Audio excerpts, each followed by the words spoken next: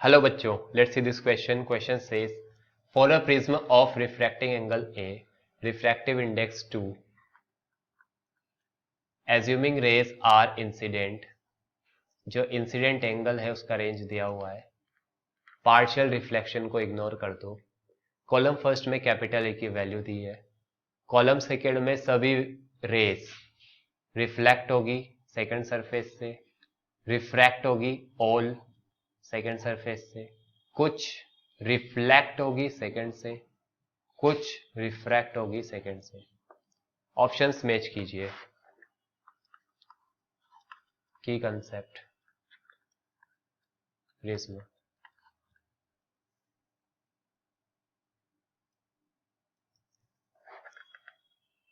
Normal से थोड़ा इस तरह से फिर बाहर आ जाएगी। ये जो एंगल है R1, ये जो एंगल है R2। सेकेंड सरफेस की बात कर रहे हैं तो सेकेंड सरफेस पर TIR चेक कर लेते हैं। अगर इफ पूरा ही TIR हो रहा है, कंप्लीट TIR, तो क्या होगा? रिफ्लेक्शन होगा, टोटल रिफ्लेक्शन होगा। ऑल रेस का क्या होगा? रिफ्लेक्शन। और अगर कहीं पे TIR हुआ कहीं नहीं हुआ तो कुछ रिफ्लेक्ट होगी, कुछ रिफ्रैक्ट हो जाएगी। हम निकालते हैं पहले सेकेंड सरफेस के लिए क्रिटिकल एंगल।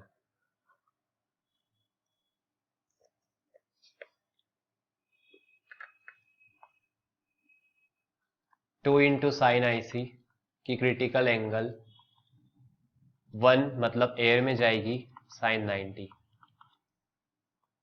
ये सेकंड है। तो इसके लिए जो क्रिटिकल एंगल है IC है, मतलब R2 की वैल्यू जो आप निकाल रहे हो, ये होना चाहिए IC, और ये हो जाएगी 90। ये सेकेंड सरफेस है। इस सेकेंड सरफेस के लिए आप यहाँ पे इस तरह से लो लगाएंगे तो यह जाएगा 1/2। तो IC क्या आ गया? π/6 रेडियन, या फिर 30 डिग्री आप इसको कह दो, 30 डिग्री। अब अगर जो R2 है उसकी वैल्यू क्रिटिकल एंगल से ज्यादा है तो TIR हो जाएगा, अगर कम हुई तो TIR होगा ही नहीं। अब रेंज की बात कर लेते हैं। आंसर को पहले ही बता देता हूं मैं ताकि बाद में इशू ना आए। AQ BRS CP और DRS। अब ये कैसे आया इसको हर एक को बताएंगे एक एक करके।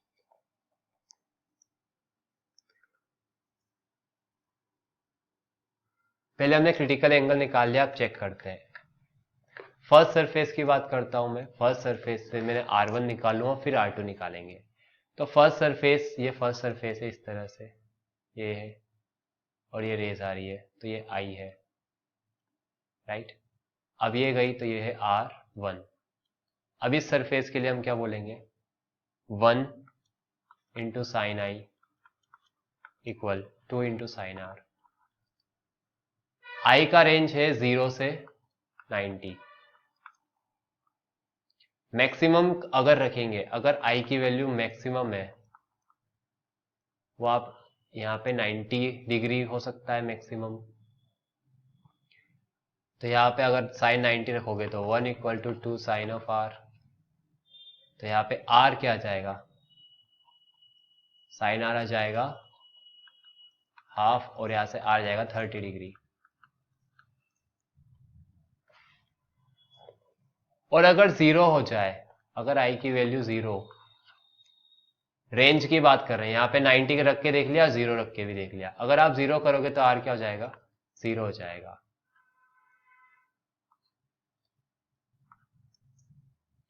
राइट।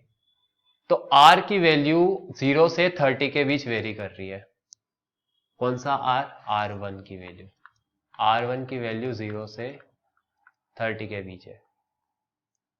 तो 0 रख के देखेंगे, 30 रख के देखेंगे। हमें क्या पता है, ए क्या होता है R1 प्लस R2। तो यहाँ से हम R2 की वैल्यू क्या निकालोगे, A माइनस R1। हर एक के लिए आप ए की वैल्यू करके निकालोगे R2 की वैल्यू और फिर चेक करोगे।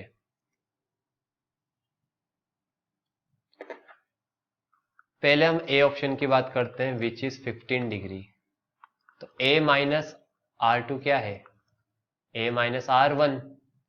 तो एक तो 15 माइनस R1 क्या है 0 और एक है 30 रेंज के अंदर। तो ये आ जाएगा 15 और ये आ जाएगा -15। ये तो थीटा सी से क्या है, कम है। थीटा सी क्या है 30, क्रिटिकल एंगल है 30। तो ये 30 से कम है तो TIR नहीं होगा।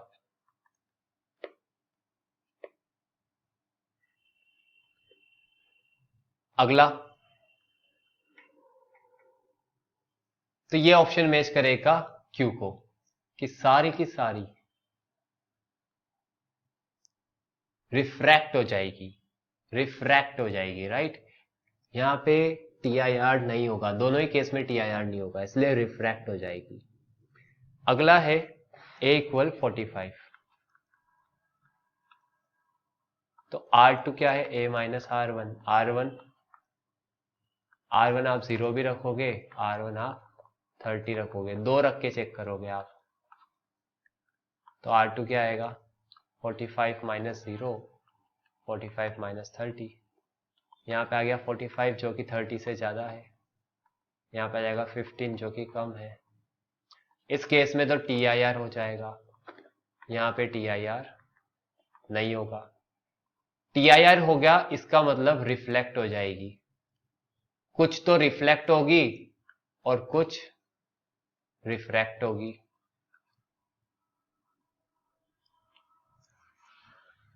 A equal 70 degree. अब 70 माइनस 0 और 70 माइनस 30। यहाँ पे आ गया 70 जो कि थीटा सी से ज़्यादा है। यहाँ आ गया 40 जो कि थीटा सी से ज़्यादा है। दोनों ही केस में TIR होगा। तो ऑल रेस रिफ्लेक्ट हो जाएगी। अगला है A इक्वल 50। तो R2 क्या होगा, 50 माइनस 0 और दूसरा है 50 माइनस 30। यहाँ आएगा 50, यहाँ आएगा 20 सॉरी, ये तो कम है। तो ये यहाँ पे क्या हो जाएगा TIR, यस। यहाँ पे TIR नहीं होगा। यहाँ पे हो गया तो रिफ्लेक्ट हो जाएगी, यहाँ पे नहीं हुआ तो रिफ्रैक्ट हो जाएगी। तो कुछ तो रिफ्रैक्ट होएगी, कुछ रिफ्लेक्ट होएगी।